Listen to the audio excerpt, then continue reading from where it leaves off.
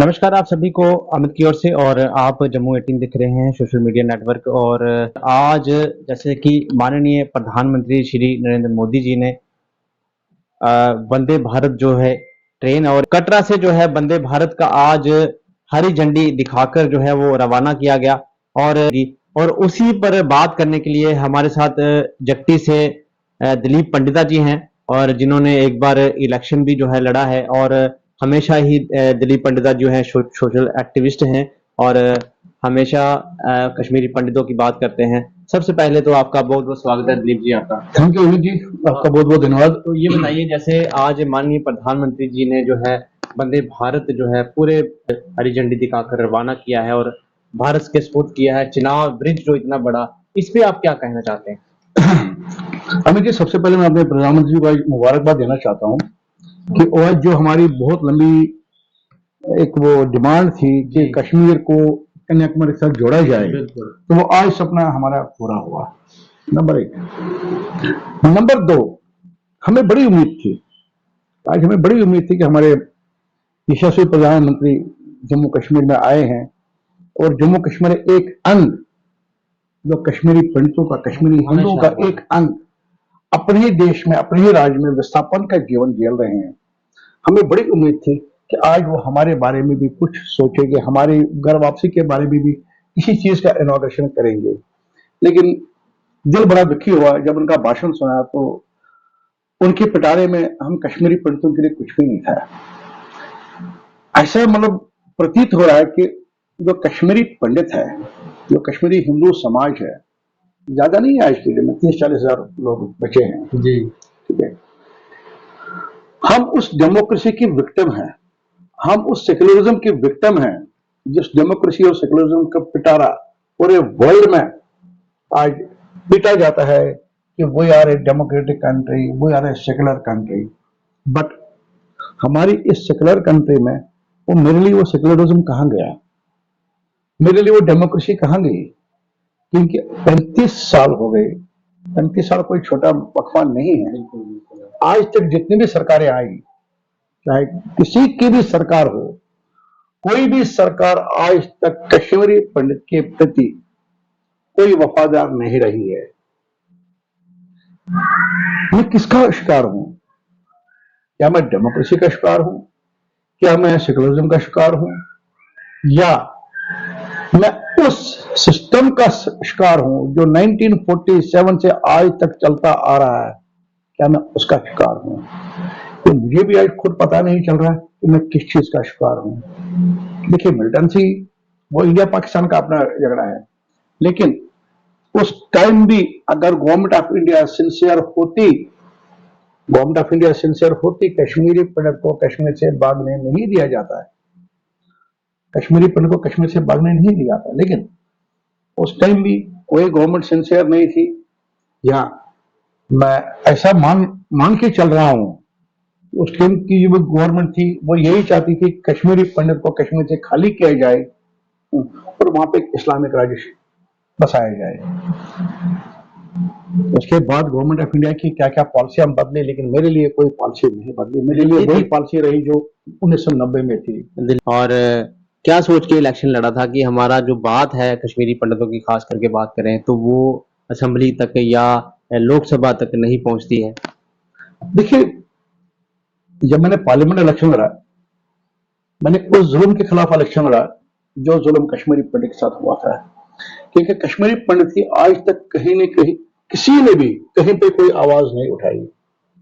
अभी रिसेंटली जो हमारा असेंबली यहाँ पे आई, असेंबली इलेक्शन भी मैंने लड़ाई, लेकिन असेंबली में कुछ लोगों ने घड़ियाली आंसू बहाए, मगर वही लोग, मेरे पलायन के जिम्मेवार भी वही लोग हैं। जिन लोगों ने मुझे घर से निकाला, जो लोग उसके जिम्मेवार है, वही लोग आज घड़ियाली आंसू बहा रहे हैं।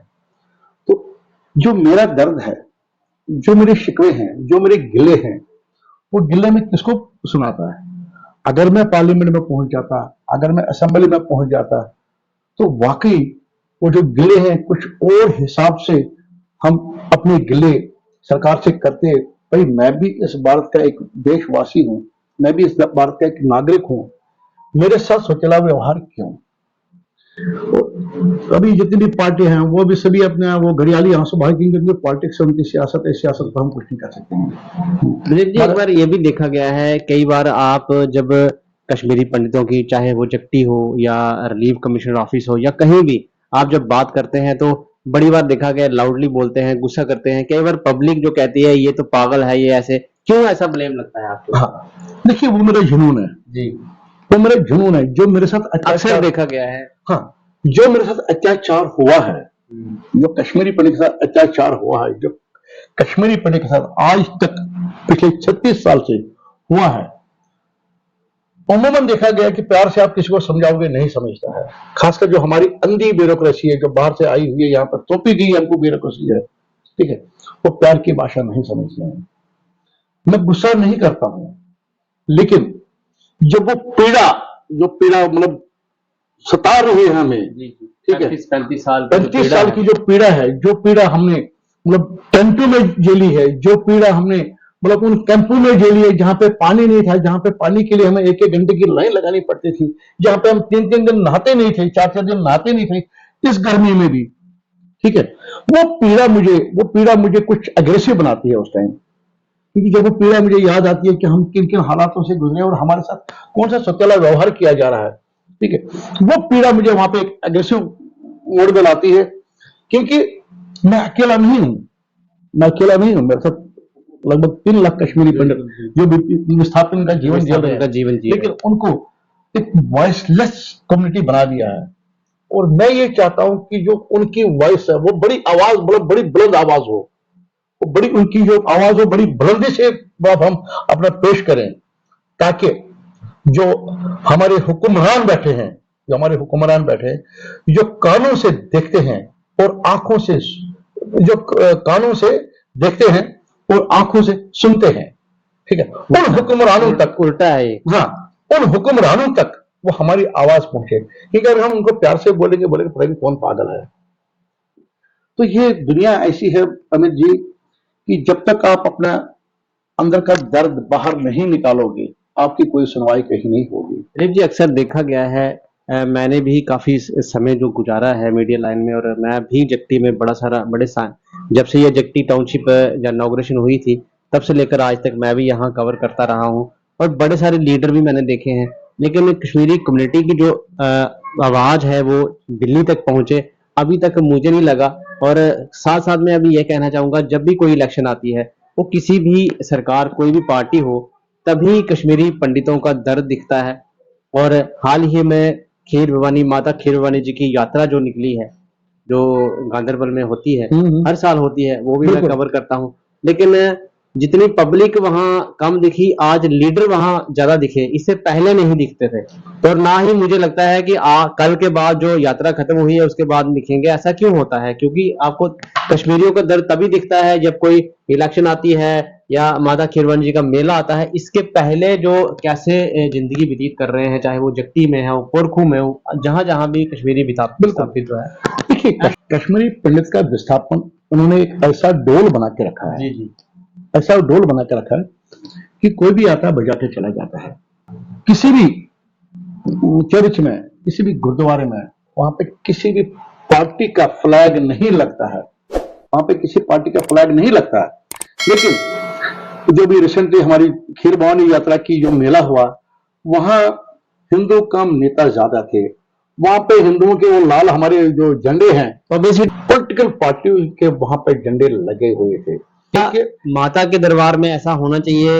उनकी एडवर्टाइजमेंट थी कि भाई हम कश्मीरी पंडितों के हितैषी है, लेकिन मैं सच्चे दिल से कह रहा हूं, अपनी आत्मा की अंतर आत्मा से कह रहा हूं कि कश्मीरी पंडित का दर्द किसी को भी नहीं है।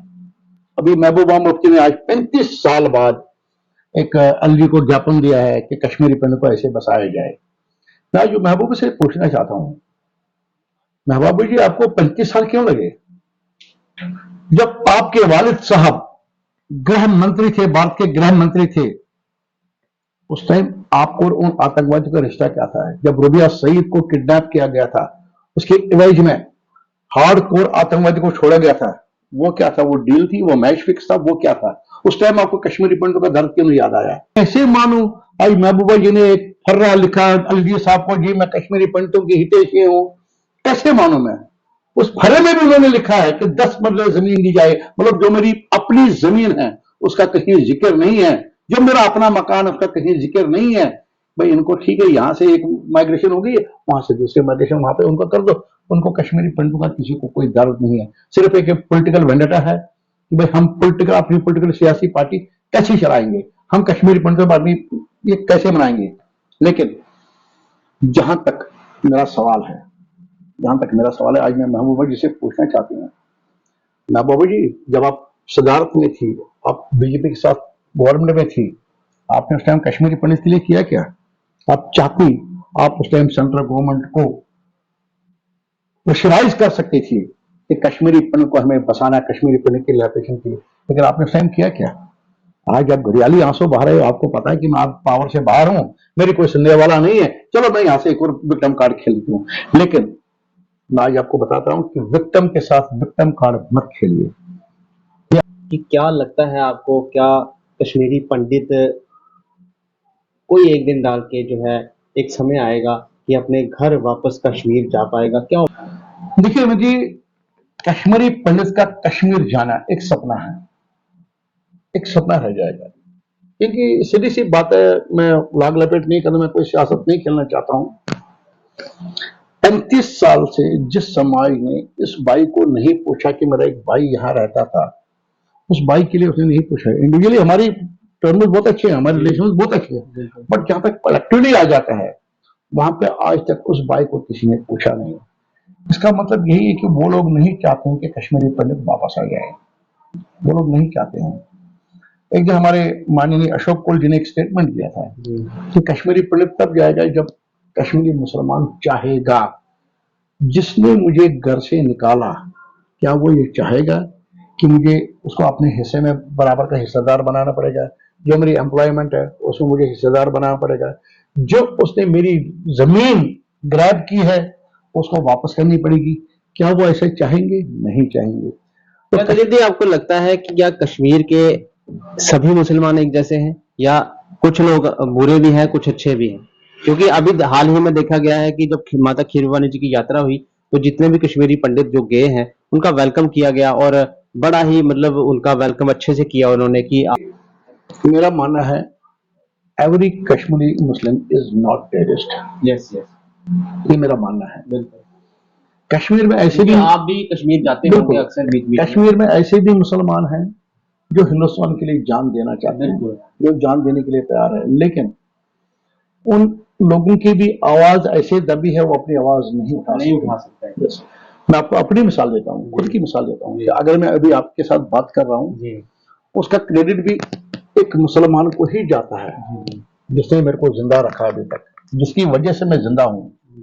मुसलमान है वो, हिंदू नहीं है, जिसने अपनी नौकरी दांव पे लगाई मेरे को जिंदा रखने के लिए। उसका फोटो लगा के पूजा करते हैं, लेकिन बड़ी निराशा हुई उन माओं को भी, उन बहनों को भी, उन बुजुर्गों को भी बड़ी निराशा हुई जब उन्होंने देखा कि हमारे प्रधानमंत्री के पिटारे में हमारे लिए कुछ भी नहीं है। बड़ी निराशा हुई। और कहीं ना कहीं दिलीप पंडिता जी ने अपनी दिल की बात भी रखी है, क्योंकि आज माननीय प्रधानमंत्री जी ने जब वंदे भारत का जो हरी झंडी दिखाकर रवाना किया कश्मीर के लिए, तो इन्हें लगता था कि अपने भाषण में जो है वो कश्मीरी पंडितों का नाम भी लिया जाएगा। वो कहीं ना कहीं इनको जो है अफसोस रहा है, लेकिन फिर भी कहीं ना कहीं उम्मीद है भारत सरकार के ऊपर कि कभी तो कश्मीरी पंडित अपने घर वापस जाएगा। आज के लिए इतना ही, नमस्कार।